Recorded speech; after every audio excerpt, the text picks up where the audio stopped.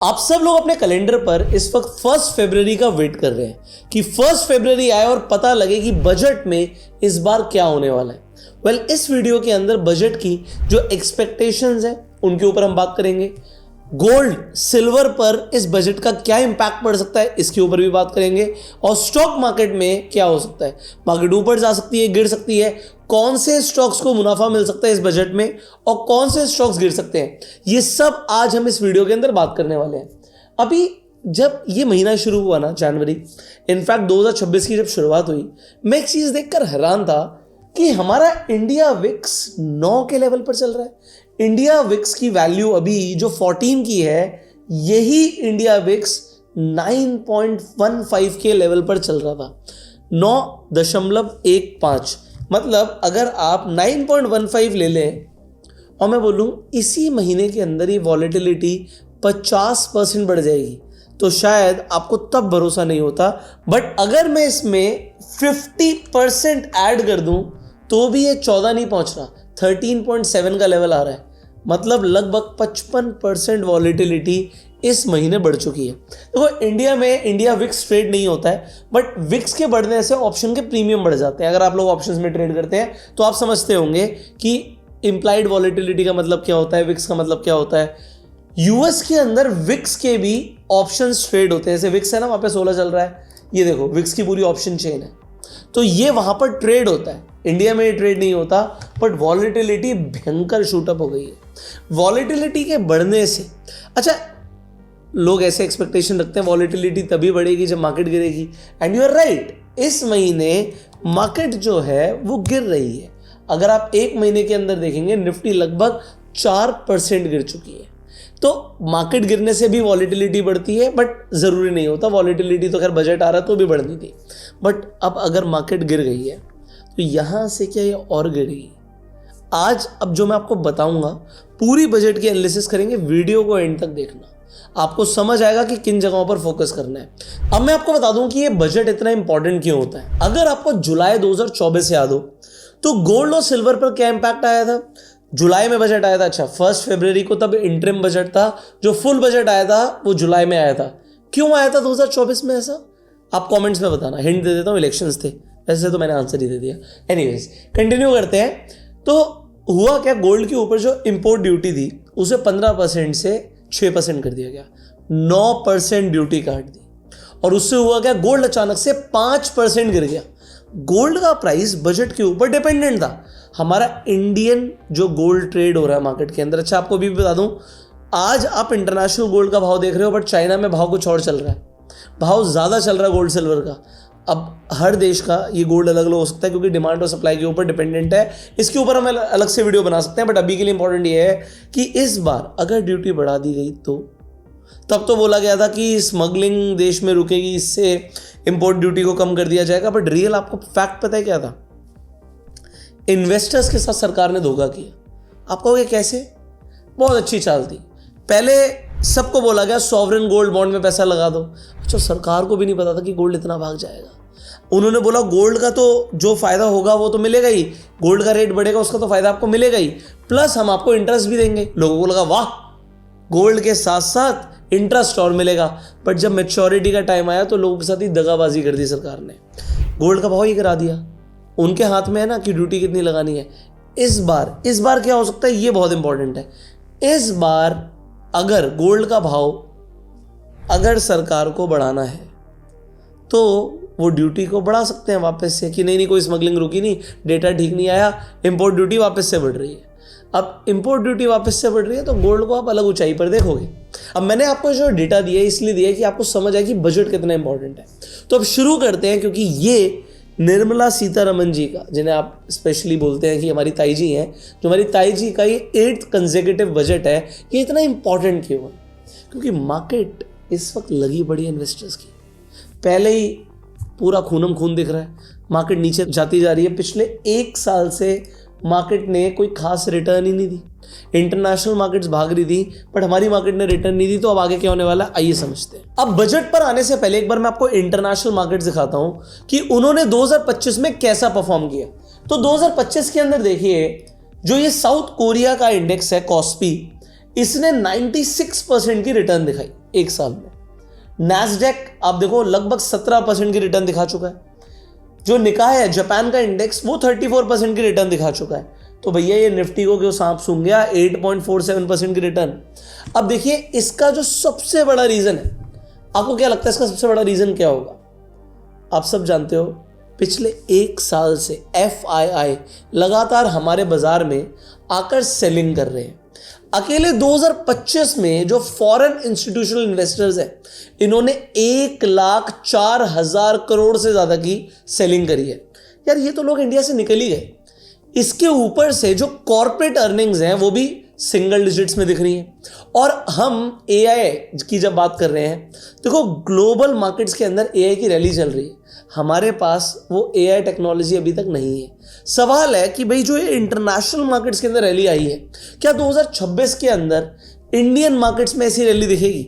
देखो इंडिया के अंदर ये AI का बूम नहीं चल रहा, AI का बूम चल रहा है इंटरनेशनल मार्केट्स में, खासकर नैस्डैक के अंदर। अब ये AI लोग कह रहे हैं बबल है, तो अगर बबल बस्ट हो तो इंडिया पर भी इंपैक्ट आएगा। चलो अब मैं आपको एक बार समझाता हूं कि अगर हम हिस्ट्री में जाते हैं और हम पिछले 12 सालों का डेटा देखते हैं तो बजट डे की वॉलेटिलिटी क्या रहती है। ठीक है, हम सब जानते हैं कि बजट पर वॉलेटिलिटी बहुत रहती है, बट डेटा आपको समझाएगा कि कितना ऊपर नीचे ये जा सकता है। 2021 का जो बजट आया था वो बेस्ट परफॉर्मिंग था निफ्टी और सेंसेक्स के लिए। निफ्टी बजट वाले दिन 4.74% बढ़ गया, सेंसेक्स लगभग 5% बढ़ गया, क्योंकि गवर्नमेंट का फोकस इंफ्रास्ट्रक्चर और बैंकिंग पर था। 2020 का बजट देखिए, यहां मार्केट 2.5% क्रैश हुई, क्योंकि टैक्स स्ट्रक्चर्स ने इन्वेस्टर्स को डिसअपॉइंट किया।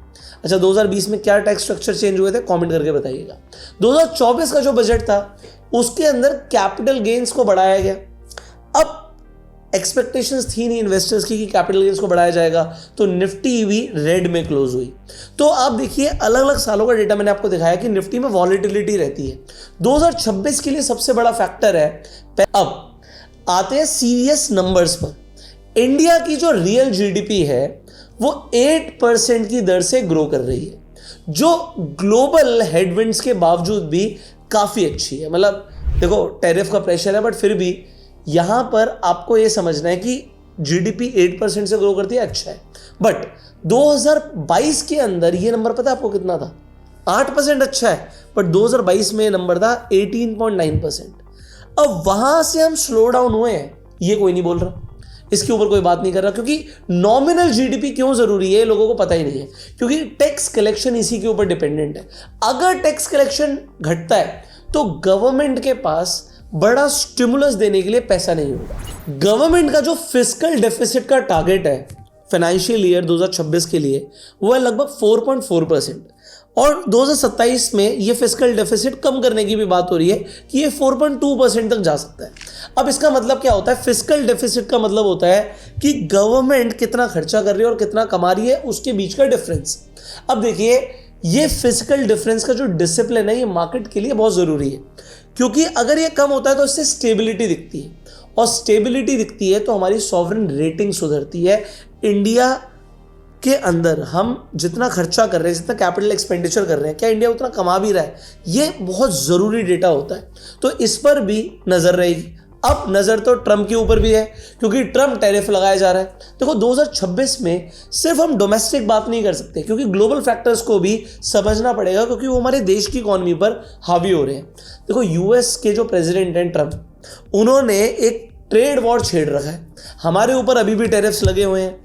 तो ट्रम्प ने अभी जो रिसेंटली ग्रीनलैंड के इशू पर यूरोप को धमकी दी थी, पहले उन्होंने बोला 10% का टैरिफ लगा दूंगा, फिर बोला इसे बढ़ाकर 25% का कर दूंगा अगर मेरे खिलाफ गए तो, बट फिर उन्होंने बोला भाई सेल अमेरिका शुरू कर देंगे। तो कह रहे ठीक है करते हैं, बात करेंगे इसके ऊपर, बट अभी तक क्या बात करेंगे वो सामने नहीं आया है। बट अब इंडिया को समझ आ रहा है कि US से हमारी डील भी बहुत इंपॉर्टेंट है, तो क्या इंडिया जो एक्सपोर्टर्स है उन्हें कुछ रिलीफ देगी, क्योंकि एक्सपोर्टर्स इस वक्त प्रेशर में आ गए हैं।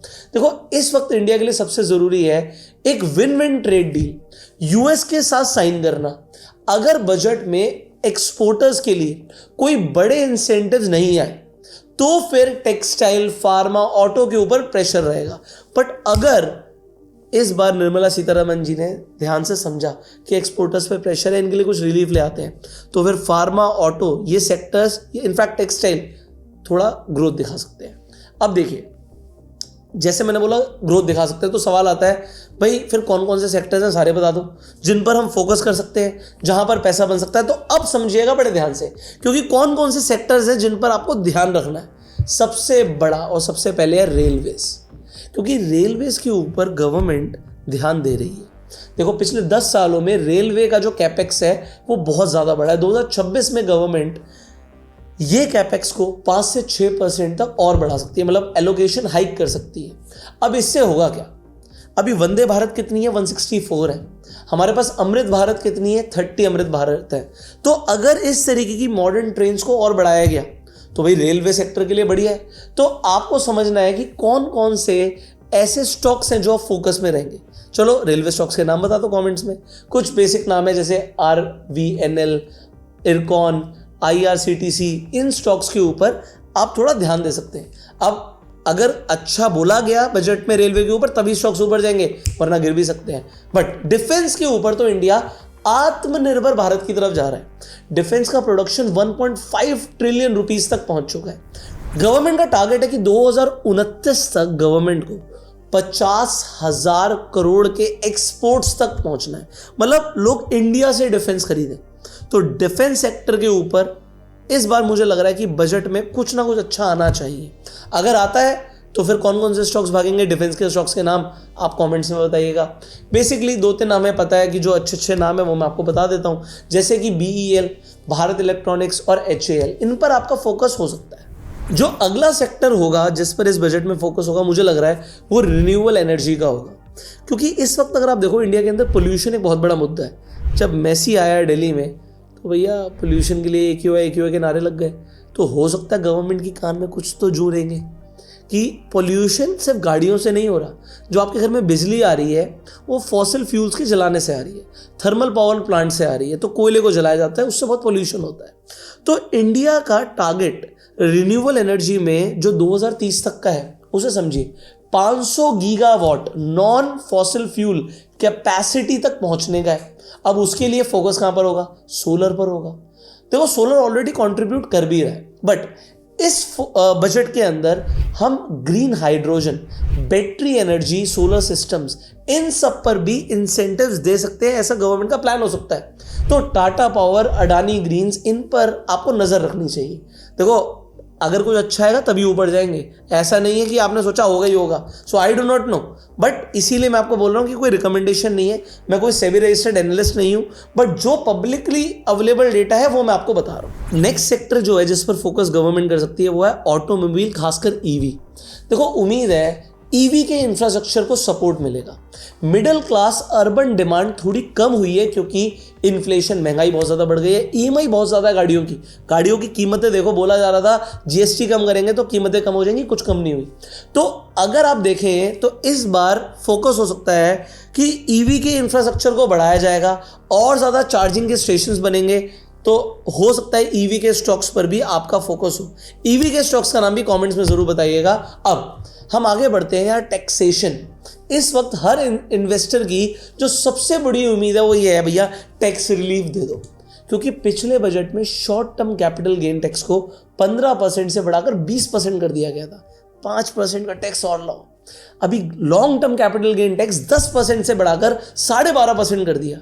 आपको पता है जब प्रॉपर्टीज बिकती हैं, अब LTCG आप उसका बेनिफिट आप ले रहे हो, बेनिफिट है क्योंकि इंडेक्सेशन अब हट गया है, तो 12.5% भरना है। वो 2.5% कितना भारी पड़ता है ना।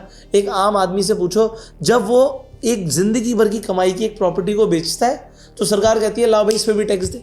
स्टॉक्स में प्रॉफिट कमाया, ला भाई 12.5% का टैक्स दे। और शॉर्ट टर्म में कमाया, शॉर्ट टर्म में कैसे कमा लिया, शॉर्ट टर्म में 20% का टैक्स दो। अब इन्वेस्टर्स चाहते हैं इस बार कुछ ना कुछ रिलीफ मिले। आपको क्या लगता है मिलेगा? पहले अगर मिला तो मार्केट के लिए बहुत अच्छा होगा, बट अगर गलती से भी टैक्स बढ़ाने की बात करी गई तो ये मार्केट के लिए बहुत गलत होगा। एक चीज मुझे लग रहा है इस बार जो इस बजट में आपको देखने को मिल सकती है वो ये है कि भैया देखो अभी 2 रिजीम चल रही है, एक तो ओल्ड रिजीम और एक है न्यू रिजीम।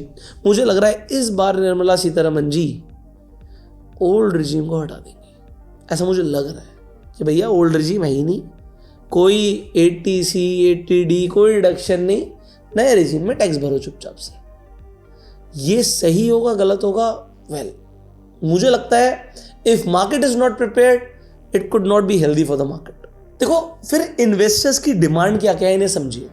इन्वेस्टर की जो पहली डिमांड है वो है यार LTCG को वापस से 10% कर दो, और जो आप एग्जेम्पशन देते हो ना कि वो 1.25 लाख की कर दी है, उसे बढ़ाकर कम से कम 2 लाख करो, कि लॉन्ग टर्म कैपिटल गेन में जो कम से कम 2 लाख तक के गेन्स तो माफ हो।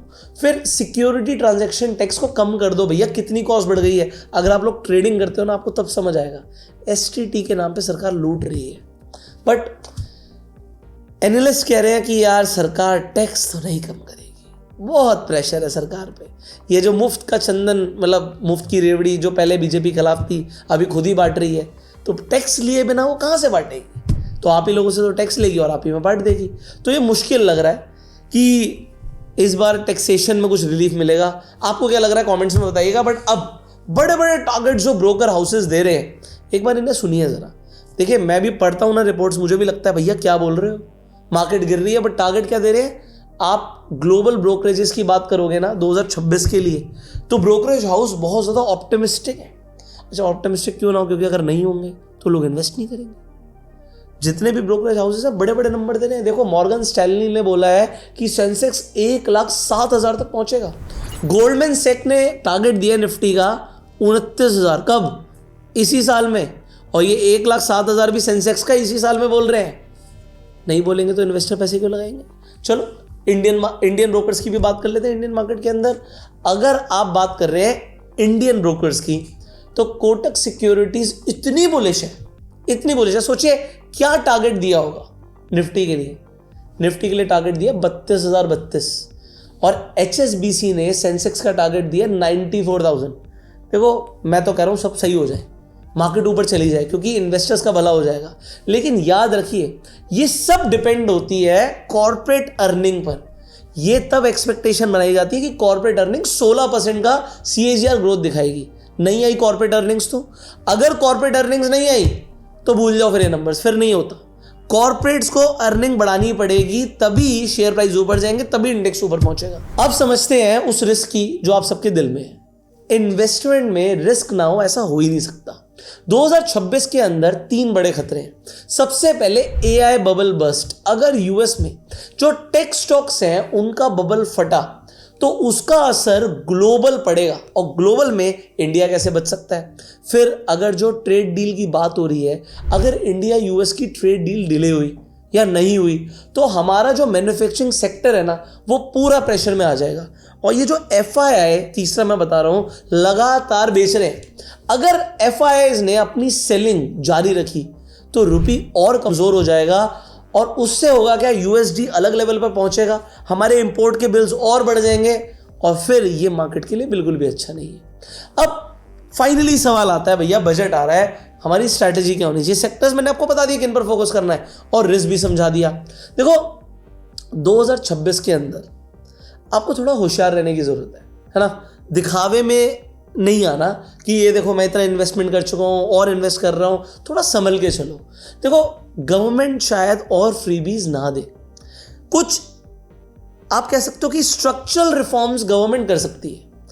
मैं आपको यहाँ पर कुछ 3 टिप्स दूंगा, इस बजट में थोड़ा सा ध्यान रखना। स्टॉक्स पर फोकस मत करो, सेक्टर पर फोकस करो। एक स्टॉक को मत पकड़ो कि यही स्टॉक चलेगा।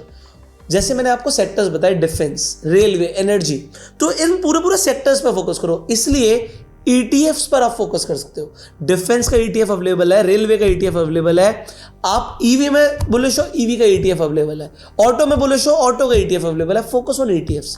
फिर अगर आप ETFs में इन्वेस्टमेंट करना चाहते हो तो उसके लिए आपको एक डीमेट अकाउंट चाहिए होगा। आपको फ्री डीमेट अकाउंट का लिंक डिस्क्रिप्शन और पिन कमेंट में मिल जाएगा। आप आज ही जाके अपना डीमेट अकाउंट खुलवा सकते हैं। आप ETF में इन्वेस्टमेंट कर सकते हो, ETF में SIP कर सकते हो, इनफैक्ट आप ट्रेडिंग भी कर सकते हो अगर आपके पास एक डीमेट अकाउंट होगा तो डीमेट अकाउंट के लिए लिंक डिस्क्रिप्शन पिन कमेंट में। एक बार आपका अकाउंट खुल जाएगा तो आप रेफरल रन करके भी पैसे कमा सकते हो। आपको लगभग 500 रुपया पर रेफरल मिलता है। तो आप अपना डीमेट अकाउंट खोल लीजिए, उसके बाद रेफरल रन सेक्शन में जाइए, आप अपना जो लिंक है अपने फ्रेंड सर्कल में किसी को देंगे तो आप लगभग 500 रुपये एक अकाउंट से अर्न कर सकते हो। अगर आपने 5 लोगों को रिकमेंड किया तो लगभग 2500 रुपये आप एक्स्ट्रा अर्न कर सकते हो। इसके साथ साथ एक इंपॉर्टेंट इन्फॉर्मेशन मैं आपको और देना चाहूँगा, अगर आप ट्रेडिंग में इंटरेस्टेड हो और ट्रेडिंग के अंदर ऑटोमेशन सीखना चाहते हो कि आपकी स्ट्रैटेजीज खासकर क्रिप्टो मार्केट के अंदर 24/7 रन होती रहे, आप सो भी रहे हो तब भी आपकी स्ट्रैटेजी चले, तो उसके लिए आपको एक लिंक मिलेगा रेजरपे का डिस्क्रिप्शन और पिन कमेंट में। उस लिंक पे अगर आप क्लिक करेंगे तो आपको एक 5 दिन की वर्कशॉप के बारे में पता लगेगा। एक 5 दिन की ऑटोमेशन की वर्कशॉप है जो 2 फरवरी से शुरू हो रही है, मतलब बजट के अगले दिन, और ये 5 दिन के लिए रहेगी। रात के 8 से 10 का इसमें टाइमिंग है। अच्छा, ये वर्कशॉप हर महीने होती है, तो अगर आप इस वीडियो को बाद में भी देखें तो आप रेजरपे के लिंक पे क्लिक करना, आपको उस मंथ की, उस साल की डेट्स मिल जाएंगी और टाइमिंग तो 8 से 10 की रात की रहेगी। इस वर्कशॉप के चार्जेस रहते हैं सिर्फ 500 रुपया, बट अगर आप 5 दिन अटेंड करते हैं तो ये 500 रुपया आपको रिफंड कर दिया जाता है बिना किसी क्वेश्चन के। तो आप आइए, और हमारा फोकस है कि आप ऑटोमेशन को सीखिए। एक बार आप ऑटोमेशन सीख लेंगे तो आप अपनी ट्रेडिंग को बेहतर तरीके से कर पाएंगे। सो फाइनली वर्कशॉप के लिए भी लिंक डिस्क्रिप्शन और पिन कमेंट में है। अब चलते हैं सेकंड पॉइंट पर। देखो, फोकस करो लार्ज कैप स्टॉक्स पर, क्योंकि देखो लार्ज कैप कंपनीज प्रॉफिट बना रही है, उनकी बैलेंस शीट स्ट्रांग है। पेनी स्टॉक्स पर फोकस मत करना, लोग ये गलती ही करते हैं। तीसरा फोकस, देखो मिडिल क्लास इस वक्त स्क्वीज हो रही है। अगर इस वक्त टैक्स रिलीफ नहीं मिली सरकार की तरफ से आम लोगों को और एक्सपोर्टर्स को, तो मार्केट पर आपको ये दिखेगा कि कंजम्पशन नहीं बढ़ रही है, और कंजम्पशंस और हमारे एक्सपोर्ट्स नहीं बढ़ेंगे तो मार्केट के अंदर ये जो तेजी के टारगेट्स दिए ना, ये पूरे होते फिर मुझे नहीं दिख रहे इतनी जल्दी। तो इस बार बजट में कुछ अच्छा आना बहुत ज़रूरी है, तभी मार्केट ऊपर जाएगी। तो आप 1 फरवरी के लिए स्टॉक मार्केट में वॉलेटिलिटी के लिए तो तैयार रहिए। आपको क्या लगता है गोल्ड सिल्वर पर इसका क्या इंपैक्ट पड़ेगा, और आपके फेवरेट स्टॉक्स कौन से हैं जिन पर आप नजरें गड़ाए हुए हैं, कमेंट में जरूर बताइएगा। फाइनली आपको क्या लगता है मार्केट ऊपर जाएगी या क्रैश करेगी इस बजट के डेटा के ऊपर? इस बजट में जो निर्मला सीतारमण जी आप लोगों के लिए पेश करने वाली हैं, उससे मार्केट ऊपर जाएगी नीचे? Whatever your views are, comment करके जरूर बताइएगा। अच्छा, बजट पर आपकी ट्रेडिंग स्ट्रैटेजी क्या रहनी चाहिए? अगर आपको इसके ऊपर वीडियो चाहिए तो कॉमेंट में लिखिएगा ट्रेडिंग वीडियो, तो मैं आपके लिए वीडियो भी बनाऊंगा ट्रेडिंग से रिलेटेड कि आप कौन सी स्ट्रैटेजी बजट वाले दिन फॉलो कर सकते हैं। फाइनली चैनल को सब्सक्राइब कर लीजिए, बेल आइकन पर क्लिक करिए। हम आपसे मिलेंगे अगली वीडियो में। You share this video, like this video, subscribe this channel, click on the bell icon. You वो सेल्फ मेड एंड जय हिंद।